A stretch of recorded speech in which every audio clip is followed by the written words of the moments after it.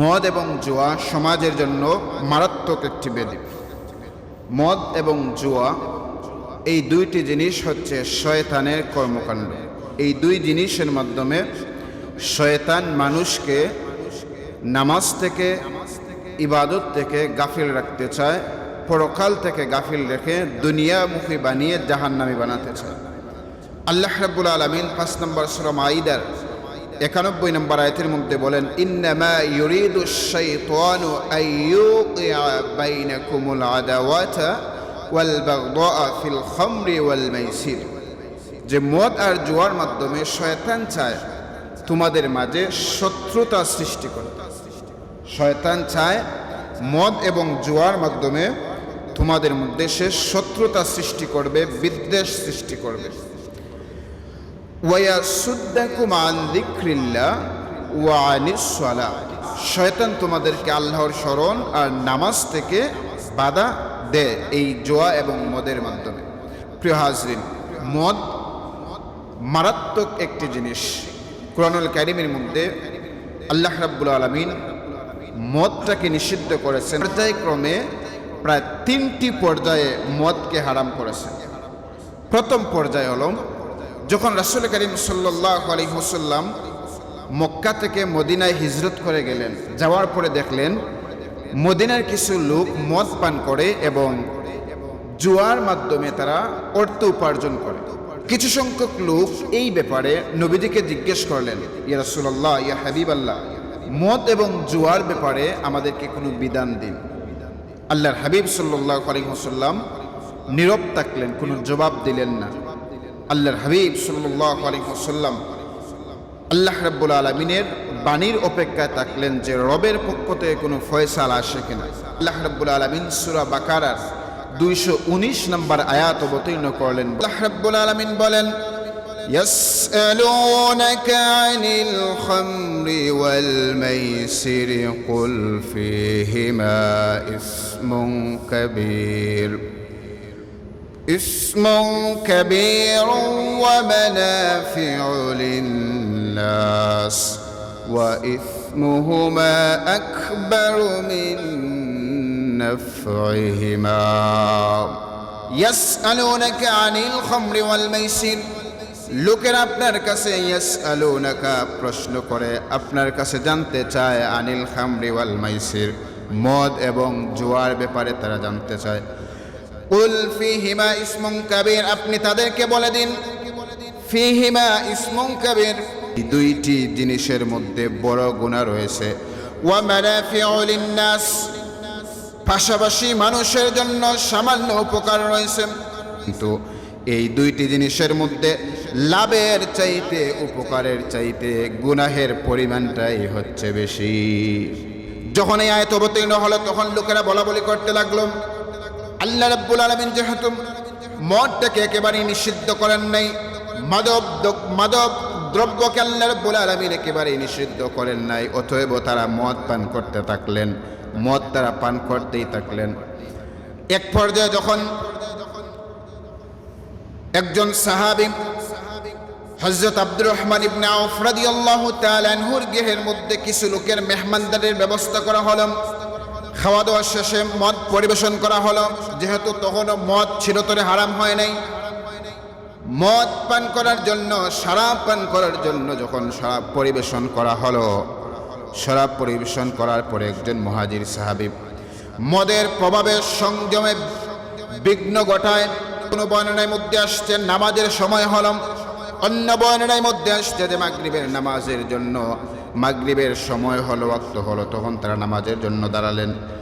একজন সাহাবী নামাজের মধ্যে দাঁড়িয়ে তিলাওয়াতের মধ্যে একটু ব্যাঘাত ঘটল।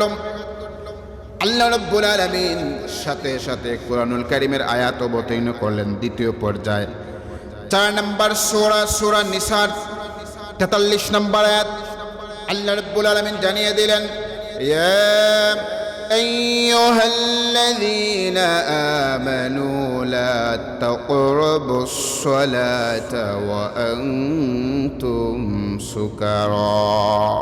ইয়া আইয়ুহাল্লাযীনা আমানু, হে ঈমানদাররা, লা তাকরাবুস সালাত, তোমরা নামাজের ধারে কাছে যেও না, ওয়া আনতুম সুকারা, যখন তোমরা নেশাগ্রস্ত থাকবে। প্রিয় হাজিরিন, এই হলো মদ হারাম হওয়ার দ্বিতীয় পর্যায়ের অবতীর্ণ আয়াত। সুতরাং এই আয়াত যখন অবতীর্ণ হল, সমাজের লোকেরা তখন মদ পান করতেন, কিন্তু যখন নামাজ আদায় করার সময় হতো নামাজের পূর্ব মুহূর্তে তারা শরাব পান করতেন না। তারপরে অনেকদিন যাওয়ার পরে হযরত ইতবান ইবনে মালিক রাদিয়াল্লাহু তাআলা আনহু তার গৃহে অনেক লোককে আবার দাওয়াত করলেন। ইতবান ইবনে মালিক রাদিয়াল্লাহু তাআলা আনহু তিনার ঘরে যখন দাওয়াত করলেন, দাওয়াতে যাওয়ার পরে খাবার দাবার যখন শেষ হল, খাবার দাবার শেষ হওয়ার পরে তিনি আবার তাদেরকে মদ পান করার জন্য মদ পরিবেশন করলেন, মদ দিলেন পান করার জন্য। মদ পান করার কারণে তারা এক পক্ষ অন্য পক্ষকে কবিতার মাধ্যমে বুঝাতে চাইলেন আনসারের চাইতে মুহাজিররা দামি। মুহাজিররা বলতে লাগলেন, না, মুহাজিররা আনসারদের চাইতে দামি। একথা বলার পরে এক পর্যায়ে এক আনসারি সাহাবী উটের চোয়ালের হাড় দিয়ে সাদ ইবনে আবি ওয়াক্কাস রাদিয়াল্লাহু তাআলা আনহুর মাথায় আঘাত করেন। সাদ ইবনে আবি ওয়াক্কাস রাদিয়াল্লাহু তাআলা আনহুর মাথায় আঘাত করার কারণে সাদ ইবনে আবি ওয়াক্কাস রাদিয়াল্লাহু তাআলা আনহুর মাথা ফেটে গেল। যখন মাথা ফেটে গিয়ে ফিনকি দিয়ে রক্ত পড়তে লাগলো, বিষয়টা রাসূল কারীম সাল্লাল্লাহু আলাইহি ওয়াসাল্লামের কাছে পৌঁছালো। নবীজির কাছে যখন বিষয়টা পেশ করা হলো, তখন রাসূল কারীম সাল্লাল্লাহু আলাইহি ওয়াসাল্লাম আল্লাহ রাব্বুল আলামিনের ফয়সালার অপেক্ষায় থাকলেন। তখন আল্লাহ রাব্বুল আলামিন ওই মদটাকে তৃতীয় পর্যায়ে চিরতরে তিনি হারাম ঘোষণা করলেন।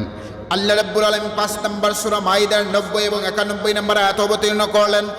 আল্লাহ রাব্বুল আলামিন এই দুইটি আয়াত অবতীর্ণ করেন মদটাকে রব্বুল আলামিন চিরতরে নিষিদ্ধ ঘোষণা করলেন। আল্লাহ রাব্বুল আলামিন জানালেন, ইয়া আইয়ুহাল্লাযীনা আমানু ইন্নামাল খামরু ওয়াল মাইসিরু ওয়াল আনসাব ওয়াল আজলামু রিজসুম মিন আমালিশ শাইতান رجس من عمل الشيطان فاجتنبوه لعلكم تفلحون।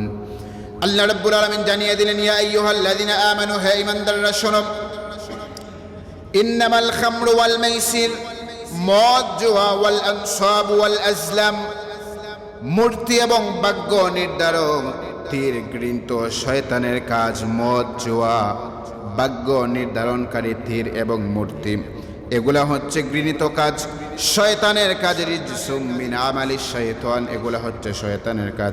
তবে তোমরা এগুলা বর্জন করো, লাআল্লাকুম তুফলিহুন, যাতে তোমরা সফল কাম হতে পারো। এরপর আল্লাহ রাব্বুল আলামিন 91 নম্বর আয়াতের মধ্যে বলেন, ইন্নামা ইউরিদুশ শাইতানু আন ইউকিয়া বাইনাকুমুল আদাওয়াতা ওয়াল বাগদা, মদের জোয়ার মাধ্যমে শয়তান চায় তোমাদের মধ্যে শত্রুতার বিদ্বেষ সৃষ্টি করতে। ফিল খামরি ওয়াল মাইসির, মদ এবং জোয়ার মাধ্যমে। ওয়ায়াসুদ্দাকুম আন যিকরিল্লাহ, আর তোমাদেরকে রবের স্মরণ থেকে গাফিল রাখতেন। ওয়ানিস সালাহ, আর নামাজ থেকে। অন্য বর্ণনার মধ্যে আসছে হযরত ওমর ইবনুল খাত্তাব রাদিয়াল্লাহু তাআলা আনহু মদ সম্পর্কে আল্লাহ রাব্বুল আলামিনের কাছে প্রার্থনা করলেন, রব্বুল আলামিন মদের ব্যাপারে আপনি চূড়ান্ত ফয়সালা করেন।